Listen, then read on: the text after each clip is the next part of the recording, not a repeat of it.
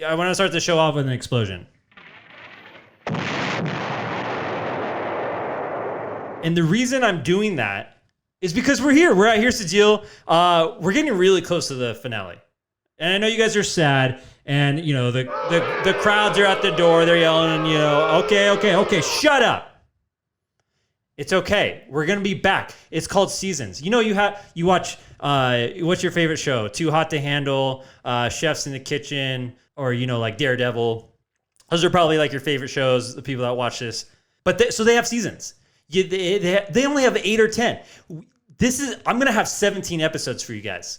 This is episode 16, by the way. Holy moly. 16 for all you Spanish speakers out there. We're here. This is it. This is episode 16. So did I say 17 episodes? I did. So you guys do the math. How many episodes are left? 1. And you guys are probably thinking, oh, get off the stage. You're a rotten piece of shit. No. Okay. We lived, we laughed, we had fun. We're going to be back. We're going to be making a new awesome background for you guys. I hope you guys know that. When I come back for season 2, I'm going to look different too. Okay, maybe it's a nose job, maybe it's a knee job, maybe I cut my toenails. I don't know, but we're going to be back, and it's going to be a new background. There's not going to be CGI anymore because I can't afford it. Anyway, season 2 is going to be awesome. We're going to have more guests. We're going to have more explosions. I hit the right button for once in my freaking life. What does this do? Yeah, we'll try to play vinyl records, and we're going to scratch a few. What else do we have? People are going to be knocking on my door to come on the show. Just knocking. I'm going to have to tell them, go away, please. And then, are you serious? I'm in the middle of the show. Answer the door. And then my girlfriend will come in and slap me in the face because I yell at her. But we're going to have people fly in. We'll have them parachute in. Does anybody know how to parachute? Parachute into my house. I'll cut a hole in the roof. You know, I got to get it fixed anyway. When that's part of the things you learn. We might take on a few cougars. You know, whatever you want, put it in the comments. If you guys want to see something in season 2, put it in the comments because we're going to be back. In the meantime, we got Here's the Deal Gaming for you guys. Over the summer, while everybody's partying, you're not really partying. Everything's shut down again. So you can't really do anything again, which kind of sucks because everything's shut down because no one wears your mask. Wear your fucking mask. Put the mask on. You go to the store, you put the mask on. You're in public, put the mask on. You go camping, leave the mask off. Go sit in a tree, and you don't have to wear your mask, okay? Go do that. But just be respectful of people around you and wear your fucking mask. Okay? It's that simple. But season 2 is going to happen. It's going to be lovely. We're going to get crazy on it. And I'm excited because we're going to have the new background and it's cool. My cat has done this a few times now, but this morning I woke up and he pooped on the wall. We have a litter box. You know, he's not an outside cat, he's an indoor cat. And, you know, we just don't want to get beat up. He's not that age yet. But when he gets old enough, I've been training him. He's going to be kicking every cat's ass in the neighborhood.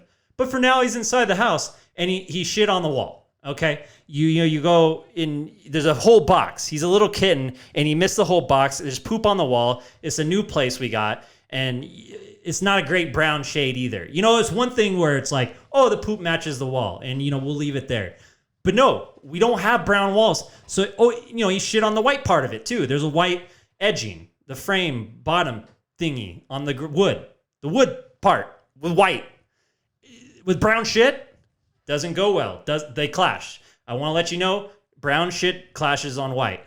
I'm going to tell you that right now from firsthand experience. So that's it. That's what I woke up to. Shit on the wall. And we don't even have kids. Can you imagine if we have kids? They're going to be shitting all over the walls. If they shit on the wall, and I guess I'll still love them, but we're going to get a litter box for them too. But I don't have problems, okay? I don't need a therapist. But guess what? We have a therapist on the show today. Hello? I need she's knocking on the door. She's not calling because, she's not going to be knocking on the door either. Is going to be another Zoom invite because we're shut down in the psycho, I think she calls it a psychoanalysis. I'm not a psycho, okay? And whatever trying to mind tricks, she might try to do some voodoo magic on me. It doesn't work because I don't have problems. There's nothing wrong with me, and there never will be. I do have one therapist, and his name's Rico. But the sex, this is different. But yeah, we've had so many guests. There's still a lot of occupations I still need to have. We need like doctors. We need a trash man. Probably could get like a technician on HVAC systems. We could probably someone that does lighting for streets. We could have someone that mows lawns. You have someone that your kid has a paper route. He could come on the show. He's going to have to sign like 20 waivers, but he can come on the show. And that's what we're about. We're all inclusive on this show, okay? But we're also about pride. We're about bringing everybody together in that realm. The LGBTQI letters zone, okay? And we got Mary, and she knows a thing or two about the pride. People in pride, people in LGBTQI, she knows a thing or two. And we're going to be talking about that today on Here's the Deal. So I hope you're ready. When you want something real but not too real, here's the deal. 'Cause it's time to go and start the show. He's an average Joe that you should know. Giving Kelly vibe. He does what he feels, so grab a meal and get ready for Here's the Deal. Oh, baby, my hairy nipples are standing on the top of the tips right now because I'm excited. We have Mary. She's a therapist. She's a Wonder Woman. She fights crime. I don't know that for sure, but I think she could fight crime. She really wanted to. And she has cats. So anybody that has cats, they can be friends with me. And dogs. I like dogs too. I just don't have a dog right now. Maybe I'll get a dog. People go, hey, Kevin, why don't I have a dog? What do you hate dogs? And I say to you, well, no, that's all. That's it. Have you seen a therapist? Do you need help? I'm talking to you right now. Yep. Say your name. Yeah, you. What year were you born? Yeah. So, pretty close to me. And if you said the same year, then yeah, that was the same year as me. Oh, you went to college? What college did you go to? Oh my gosh. I was about 100 miles from there. Or if I'm talking to you, then, I've never heard of that college. Tell me more.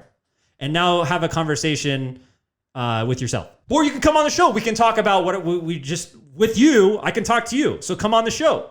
So we do everything. We laugh. Ha ha ha ha. We cry. Boo. We are excited. Ah. We're scared. Whoa. What other emotions can you show? We're sexy. I'll never do that again, I promise. We're here. So she's going to help me get through my emotions. I'm telling you, not that I need it, but she's here today, and I'm so excited.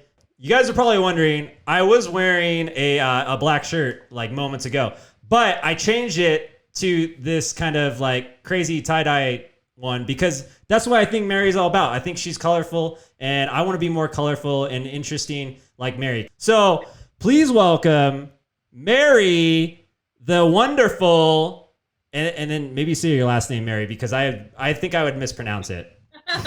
It's Schellentrager, Mary Schellentrager. Schellentrager. So is that German or something?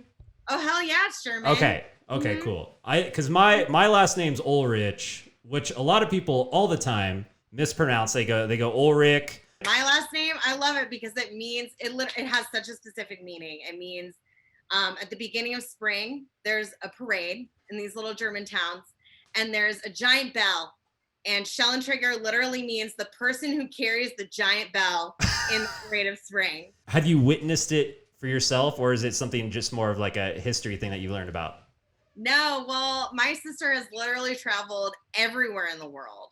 And when she was in Germany for a summer, my parents went and met her, and I was poor and I could not go with them, but they had a great time, and they saw many Schellentrager bells, and they visited our like ancestral homeland and like met a current day Schellentrager, and yeah, it was dope. If I go to Germany, you better believe I'm coming back with the Schellentrager bell for you. I'm putting that on the list. It has to be authentic. You need to break into a museum now that you made this promise. Jeez. Well, I already said it, so I have to do it now, Mary. So I'm gonna do it Mission Impossible style. I'm gonna get my straps. I'm gonna go in through the lasers, and I'm going to steal you a bill. Okay. We're going to make that happen. Man of his promises. I respect it. Yeah. I want to get into why you became a therapist, what led you to become a therapist to begin with? Oh, because I needed a lot of fucking help.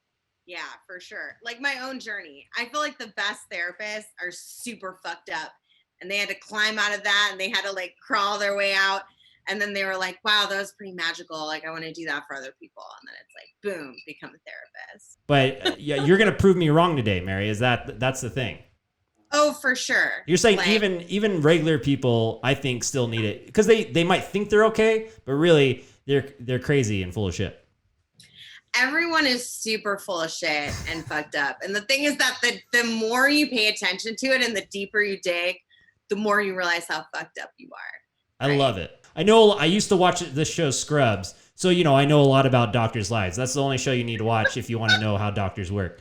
But I've heard of the term patient doctor confidentiality. Is that, or can you, so give me like maybe a story, if you can, like something strange or something unique that happened that really stands out to you. Well, I think you're right on about confidentiality. That's literally like the most important part of therapy. So we'll just cut it there. But I think the most interesting things for me are when the dynamic is interesting in the therapeutic relationship. Because a lot of times people have interpersonal stuff. There's like attachment-based issues. And attachment is formed when you're super young. So like ages, pre-womb to like 3 years old. So a lot of people carry that kind of stuff. And then when you get into therapy, it's such an intimate relationship that a lot of those patterns can play out in the therapeutic relationship. And so those are the most interesting cases for me, is when people play out their stuff. And like you as a therapist, it's so easy to get caught up in people's swirl of everything. And it's like really about taking a step back and really like, who are they pulling for me to be right now? Like, who am I in their lives right now? And how can I introduce that analysis into the work in a way that's not, I think early on in my like work in therapy, I was just like, boom, here's your shit. Like, boom, handle it. And like, here's your drugs. Take your drugs and leave. Hopefully this helps. I think everybody needs some sort of training in therapy. I mean, you don't necessarily need to come out as a therapist, but I think you just need to understand the emotions of others. Why they, simple things. You don't have to dive deep in the mind. We don't need to dissect any brains here. But just understanding, maybe I shouldn't do this because this could hurt someone's feelings. And we're going through that today in our lives, with racism and everything else. That's a whole nother big subject, but, and it's an emotional subject. Racism stems from, I think, this emotional state where people are getting treated wrongly, and it affects them. It affects everybody. There is a conversation I feel like we do need to have amongst white people, because a lot of white people are like waking up to systemic racism. Yeah. Like right now. And that's beautiful. Everyone should go through their process of awakening. But at the same time, like it's really inappropriate for someone to go, like a white person to go to a black friend or a person of color and just say, hey, I just realized racism is real. Like, can you process that with me? It's really going to take everyone being super real about themselves and everyone with privilege, that is. And just like, okay, well, there's shit I need to give up. Like, how do we privilege reparations, not only on the political level and social level, but on the individual level? It's the class system that we have. You're stuck. You can't, once you're poor, you're born poor, you're probably poor for the rest of your life because it's not built, especially nowadays, you're not built to get out of that. So we got to put money back in those communities and help them out of that situation. And we're going to see real change after that. I heard that you did that on a very like, on an individual level. I heard you ate literally the grossest sandwich in all of history. I don't want to relive that, but maybe that's something I should talk about, to a therapist, because that was a very odd day for me. We made it to $500. Here's the deal. We're eating the sandwich. This is disgusting, guys.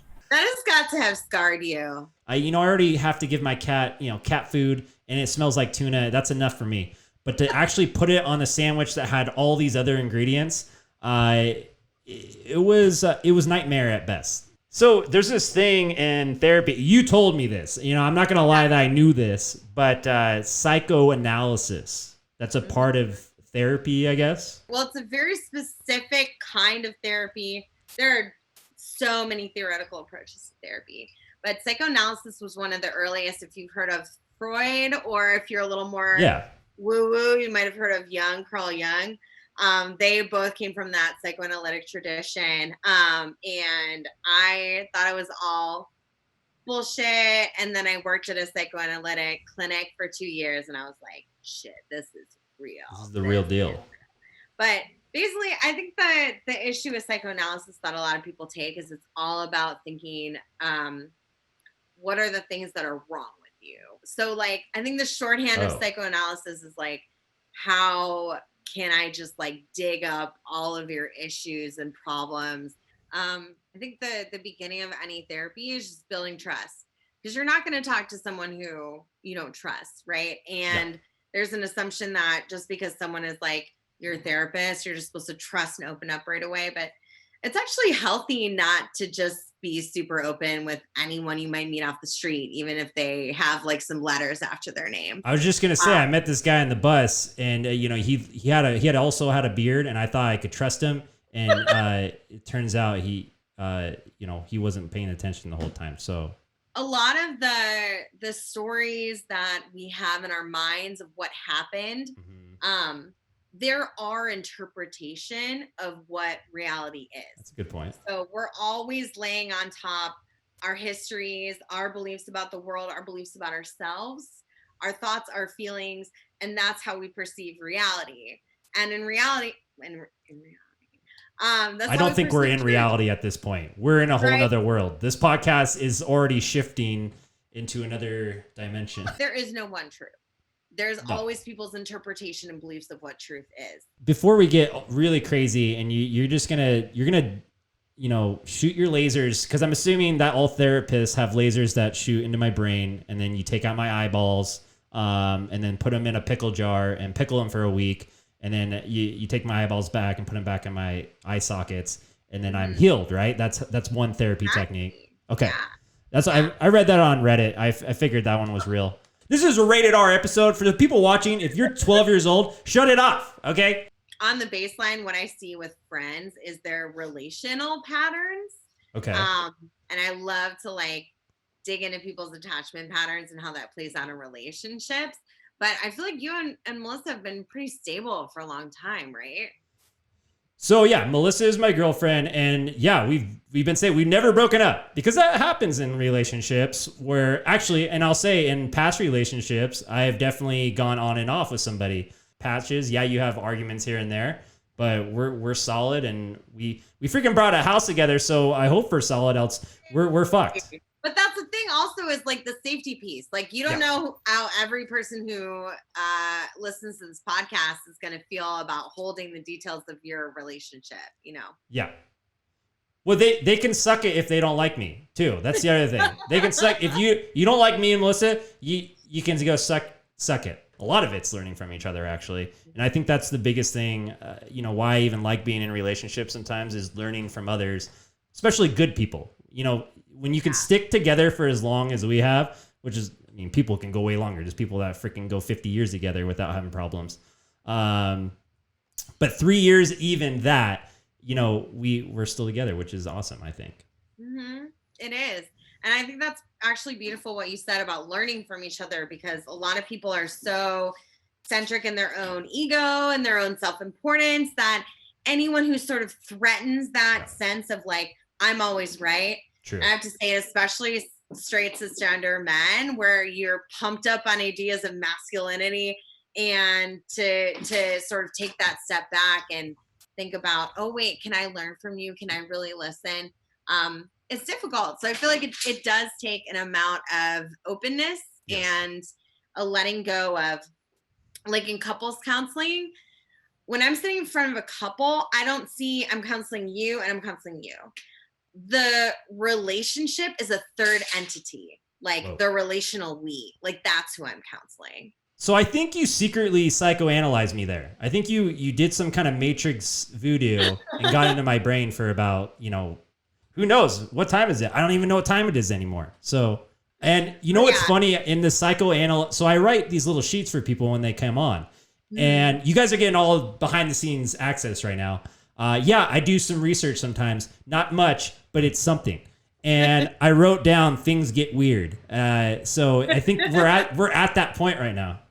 Totally. And the mere fact that you said y'all are getting behind the scenes, you feel so open talking to me. You're opening up to the whole podcast viewership. Like it's a vibe. So if you're at this point of the podcast, shut it off because now things are getting really real, people.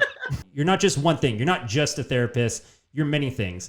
Identity is like a many splendored thing, right? But I feel like what you're getting at is that I do identify as queer. Yes. I'm very out loud about being queer. I love being queer.